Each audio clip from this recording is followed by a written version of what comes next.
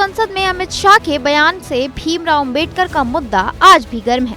कांग्रेस ने उसे भुनाने की कोशिश की, जिसके बाद से संसद से लेकर सड़क तक कांग्रेस और विपक्ष के लोग बाबा साहिब की तस्वीर लेकर घूमते नजर आए।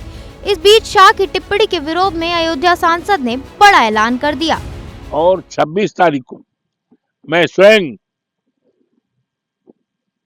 बाबा साहब भीमराव अंबेडकर का जो अपमान किया गया है, उस अपमान के विरोध में बहुत विशाल सभा करूंगा और राष्ट्रपति महोदय को ज्ञापन देंगे और मांग करेंगे कि इन्होंने जो देश के सामने इस तरह से बात कहा है, इस बात को अपनी वापस लें और अपनी विचारधारा को राष्ट्र के सामने व्यक्त करें, जिसमें जाहिर हो कि इन्होंने गलती की है। अवधेश प्रसाद ने बताया कि वो 26 जनवरी को मिल्कीपुर में बाबा साहिब के अपमान के खिलाफ विशाल जनसभा करने जा रहे हैं। जनसभा के बाद वो राष्ट्रपति के नाम ज्ञापन भी सौंपेंगे। अयोध्या से सपा सांसद ने मीडिया से बात करते हुए गृह मंत्री अमित शाह पर जमकर निशाना साधा। एक ही बात बार बार दोहराते हुए बोले कि अमित शाह अपने बयान पर पूरे देश के लोगों के सामने माफी मांगे और अपनी विचारधारा को बदले।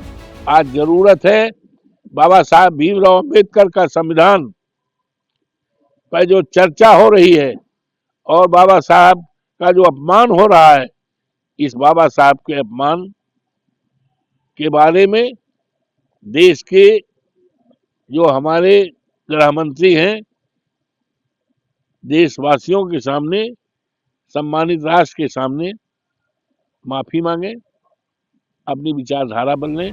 इसके अलावा अखिलेश के नेता ने अमित शाह पर सीधा हमला बोलते हुए उनके बयान को संविधान और देश के करोड़ों लोगों का अपमान बताया। क्या कुछ कहा, सुनिए जरा। लेकिन आज बाबा साहब भीमराव अंबेडकर को जो टिप्पणी की गई है, ये उनका ही अपमान नहीं है, ये अपमान संविधान का है, ये अपमान इस देश के करोड़ों करोड़ों लोगों का है जो बाबा साहब भीमराव अंबेडकर के विचारों से संविधान के तहत काम करते हैं। वो काफी इससे दुखित हैं। मिल्कीपुर विधानसभा सीट पर उपचुनाव की संभावना के बीच बाबा साहिब के मुद्दे पर समाजवादी पार्टी के सांसद ने जनसभा का जो फैसला लिया है, उसे एक तीर से दो निशाना माना जा रहा है, क्योंकि उनकी जनसभा भी मिल्कीपुर में ही है। बहरहाल अब देखना ये है कि अवधेश प्रसाद के इस ऐलान के बाद बीजेपी की तरफ से क्या प्रतिक्रिया सामने आती है।